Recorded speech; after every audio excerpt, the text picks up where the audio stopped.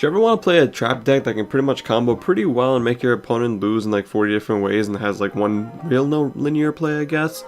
Welcome to TRAPTRIX. So hey guys, what's up? It's Cry9 here. I wanted to show you guys my TRAPTRIX deck profile. I've been having a lot of fun with this deck because it's probably like the first combo heavy-ish trap deck that isn't Eldritch Synchro, because I don't really consider that a trap deck. It's pretty much just an Eldritch engine. This is TRAPTRIX. There's no secondary real engine, I guess, and let's go right into the deck profile, yeah? So here we have 3 copies of TRAPTRIX Mantis. On the normal summon, you can add a TRAPTRIX monster from your deck to your hand, and then your quick effect is pretty much just target one of your back rows, bounce it back to your hand, and then set another card. So that's pretty cool, and it gets to activate your link, which we'll go into in a second. And there's some cool synergy with Dionea, which is our next card, which is also a 3 of, as soon as I get it out. 3 copies of TRAPTRIX Dionea. So on the normal summon, you can go ahead and target a TRAPTRIX monster in your graveyard, special summon it in defense mode, and boom, you have a rank 4 play. The secondary effect is when it's special summoned, you can go ahead and target a whole card in your graveyard and set it to your back row. So in combination with Mantis, you're able to recur that back, because if you don't use that whole card by your next end phase, it gets banished. So all you gotta do is use a special summon effect, get a whole card, let's say just ban, normal trap hole, have Mantis spin it back to your hand and then set it, and now that card is reset and no longer gets banished. So that's really good. Also, just that card is insane. Now we're playing 3 copies of Mermelo. So on the normal summon, you go ahead and add a trap hole card from your deck to your hand, and then on the special summon, you pretty much have to pop something on the field. It is a mandatory activation. So if your opponent has nothing on the field that you can pop, it still activates, but nothing happens. So all it would do is just trigger to make Sarah's effect live, and that's really cool. Also, just being able to just start popping things from your opponent's field is honestly really good. Following that, I'm only playing 1 copy of TRAPTRIX Nemesis. It's kind of up to you what you want to do. I wanted to throw this in as a name, and honestly I thought that it was a really good grind game kind of card. So I would add this off Mantis. Keep that in my hand for a little bit longer because I don't want to exactly search anything else. It's pretty much just Dionea or Nemesis. And then when you have a whole card activated on the field, you can special summon a TRAPTRIX monster from your deck while Nemesis is on the field. So I thought that was pretty good for like a turn 2, turn 3 type of play. And that's it for the TRAPTRIX monster lineup. I'm playing 2 copies of Parallel Exceed. This is a rank 4 deck that can spin out rank 4s like no tomorrow, and it can link pretty easily as well. So I thought, hey, you always go into link 1, let me play this. You can turn this up to 3 copies. I thought 2 was fine. I just wanted to make some rank plays and OTK you. Yes, OTK you heard me right. So I'm only playing 1 copy of Scythe. Again, this is still a trap deck, and I still want to do some neat plays with you. By controlling your field and then just OTKing you, or controlling your field, dismantle it, and then OTK the next turn, or whatever it may be, right? Artifact Scythe lets me do that by having a monster on the board and also prevent you from the extra deck for that turn. And honestly, I'm okay if I draw it. It happens. I don't get upset. 1 copy of Double or Nothing. This is our only spell in the deck. Honestly, that's it. We don't need anything else. So it's Double or Nothing. That was pretty lame, actually. We're playing 3 copies of TRAPTRIX, not to be confused with TRAPTRIX. Pretty much just lets you banish any of your normal trap cards and set the same name. So it gives us some plays. I don't really use this for a lot of targets. It's only a handful, but we'll go into them in a second. I stuttered. We have 3 copies here of Artifact Sanctum. So this brings back our Scythe from the deck, makes your opponent not be able to do anything. Also, we can just make sure that if they pop it, we pop something of theirs. It's equal trade, it's fair game, it is equivalent exchange. You pop mine, I pop yours. So really good card. It's a 3 of. You can make this, you can get that on the field with TRAPTRIX as well. So you have 6 copies technically if you want to consider it that way. For the 1 copy of the Scythe, like I said, if you feel like you're kind of worried you might draw that Scythe, put it up to 2, or maybe throw in a different artifact that you might find useful. So probably the best card in the deck is 3 copies of Shade Brigadine. So if you have no trap cards in your graveyard, you can summon this guy on your first turn. So all you have to do is have a TRAPTRIX monster in this, and you have a full combo board, and that's really insane. So you would have a normal TRAPTRIX, make that into Sarah, activate this. Sarah will activate, special summon a TRAPTRIX monster from your deck. That TRAPTRIX monster will activate their effect, which will activate Sarah to go ahead and set a whole card. So you pretty much have such a great board, and then you have a rank 4 play as well. So moving on, we have 2 copies of Compulse. I still think this card is good. I don't know why people don't think this guy is good. Start bouncing my opponent's stuff on the field, and congrats, guess what, you lose. I played 2 copies again. I can just get it with TRAPTRIX if I really need it, but I think 2 is fine. I didn't think 3 was necessary. At least the 3rd one wasn't necessary. Once Parallel Exceed came out, I took away the 3rd copy of Compulse. We're playing 2 copies of Solemn Strike. It's a good card. It makes my opponent say no. They cannot special summon that card. They cannot activate that effect. It is gone. Really good card. It really comes in handy. You don't really expect this to be like the end-all be-all card, but that's what it feels like a lot of the time. 2 copies of Infinite Impermanence. My only hand trap of the deck. Technically, it's a hand trap, I guess. Again, also searchable through TRAPTRIX. The whole point was I want this to be a card that Sarah can trigger off of. 2 copies of Crackdown. This is not something that Sarah or TRAPTRIX can get because it's a continuous trap card. But the whole point is I want to take my opponent's resources and then I want to link climb with them. And that's really useful. And don't sleep on Crackdown. I'm telling you, this card is actually scary nuts if you have the right cards to play with it. It can't just be Crackdown and, oh hey, I got your monster. You have to start playing links that utilize Crackdown. 2 copies of Lost Wind. Because again, it resets itself. It does great stuff with Sarah. My opponent can't activate that effect. It loses half the attack. It recurs itself. I'm technically playing 4 copies of Lost Wind in my deck. That's what it feels like. So, in terms of the trap holes, I'm playing 2 copies of the Floodgate trap hole. Book a Moon all my opponent's monsters as they summon them. Make sure they can't flip it up. And start beating them down. So it's a really good card. And I don't know why people play 1. I get it's recurable, but I want to see it also. So I play 2 copies for just the reason that my opponent can't play. I'm playing 2 copies of the new card, Gravedigger's Trap Hole.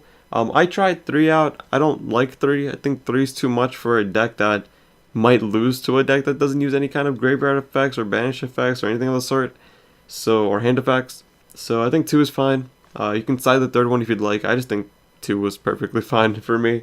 Because again, you can recur them. So like you keep, one card can keep recurring itself. It's just that this and Floodgate I prefer to play at 2 because I want to see them, but I also don't want to see them all the time. For the 1-ofs, I'm playing the 1 Bottomless Trap Hole. It actually comes in handy. It doesn't stop your opponent's effect. It's kind of like the Ghost Ogre of trap cards, but it gets banished. So a lot of time, depending on what your opponent does, even if they add that card or activate that effect, what do they do now that they lost a monster on the board? Gotta remember that too. And it banishes. It banishes! And another card, Network Trap Hole. Something no one probably knows of because no one ever plays it. I think this card is phenomenal. When your opponent summons something from the main deck or the graveyard, banish that card face down. Do you know how good that is? They can't do anything with that card anymore. And this is recurable. Go ahead, summon your monster from your deck. Boom, it's gone. Never mind. It's banished face down. You can't take it back. Like, it's so damn good. And then 1 copy of Imperial Order. Because we play 1 spell card. If we don't see it, we don't see it. If we don't add it, we don't add it. It doesn't really matter. It's fine. We don't care. We just stop them from playing their spells. That's it for the main deck. 40 cards. Not too much you can really change that I would want to change. You could take away Bottomless and Network Trap Hole if you're not feeling them. I just personally love them. I think they've been working out phenomenally well. And it's really underutilized. So I'm keeping them. So for the extra deck, 3 copies of TRAPTRIX Sarah. Super good card, super fantastic card, probably the most broken Link one if we're being honest in Yu-Gi-Oh! So on the summon does nothing, right? No big deal. When a trap card gets activated, a normal trap card, you get to special summon a TRAPTRIX monster from your deck. Cool. When the TRAPTRIX monster activates their effect besides Sarah, you get to use Sarah's effect to set a trap hole. Continue that every turn on both players' turns, and it's nuts. It's so good. It's such a good Link one, my lord. Wish I had something like that in Invoke. I guess we have Almirage, but Almirage does nothing. For the Link 2, we're playing 1 Pentastag. You can easily OTK people with this deck because it's a rank 4 deck. You have probably the best ranks in the game. So just being able to summon, I guess, Utopia Double or Lightning or anything underneath it, and then attacking for 10k or 5k, whatever it may be, and it pierces, is super good.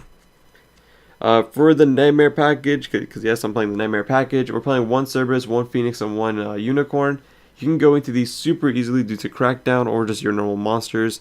I use these primarily for crackdown fodder, so that card that I stole doesn't stay on the board, so they can pop the crackdown and take it back. So it's usually just for these guys, nothing really else. I guess you can make Pentastag if you want, but it's usually been these three, and which is fine.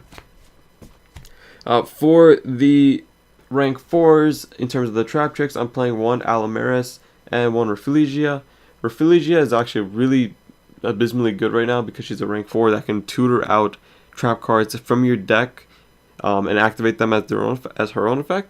So you would make this as your 5th summon, because TRAPTRIX actually makes 5+ summons very, very easily. So you make this, summon in defense because it's a big defense body. Activate her effect when your opponent activates Nibiru or Ash or whatever it may be. Send the Gravedigger's Trap Hole. They burn for 2k. That card is negated, and congrats, guess what? You keep your board.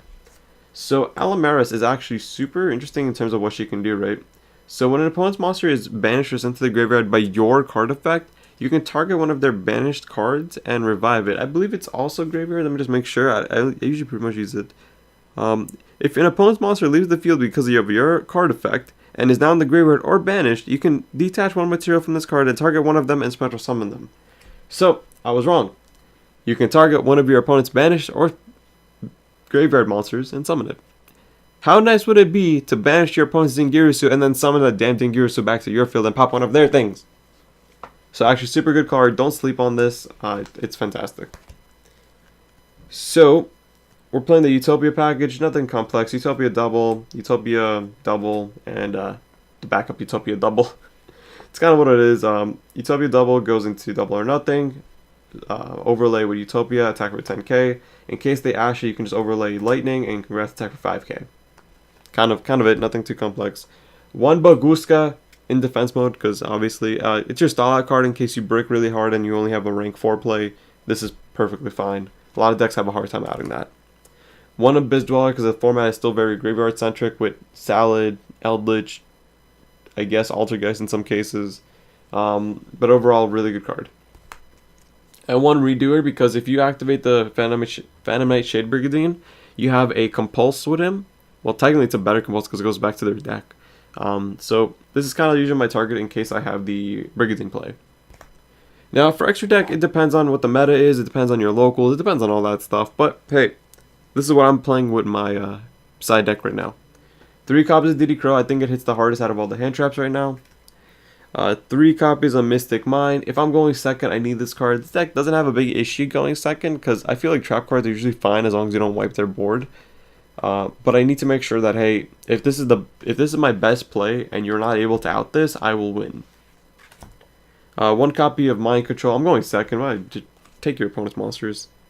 In case I'm going first, 3 Solemn Judgments in case I know they might have Lightning Storm or Twin Twisters or something. This deck has no like counter trap, unfortunately, besides the Judgment package. So yeah, I know they're different rarities. Don't bite me. 3 copies of Evenly Matched. So I'm playing 3 because I want to make sure that if I go first, I can send this out with TRAPTRIX or set it or whatever it may be. If I'm going second, again, it's the same thing with Mystic Mine. I need to make sure I break my opponent's board so I can play the following turn. Usually that means my turn is done that turn, or I still have like my Sarah plays. So Evenly Matched, kind of generic, goes good going first and second, just depends on your situation. And then finally 2 copies of Heavy Storm Duster for my back row removal. I'm playing 2 because again I can just send this out with TRAPTRIX, so I'm technically playing 5 copies. And yeah, I mean this could be Cosmics or Lightning Storms or whatever you want. I just like having more traps because again, Sarah gets a lot of I guess benefit out of that. And that's it for my TRAPTRIX deck profile, guys. Thank you very much for watching. Let me know if you have any questions at all, and I will make sure to answer them. This deck is nuts. Do not sleep on this deck, and be careful because this deck is going to wreck your shit one day when you're not paying attention. But yeah, no, for real, be careful. This deck is actually super good going first and second. Can OTK you very easily without any kind of negates on your board. And on top of that, just the way they have all these plays now is insane. Just again, if you're playing this deck, be careful. Lightning Storm, Evenly Matched, all those types of cards, unless you're maining the Judgments, and even then it's not a searchable Judgment, you might have some issues with. So again, just be careful. This deck does lose to kind of back row heavy removal. But yeah, guys, thank you for watching. Hope you guys enjoyed, and take care. Until next time.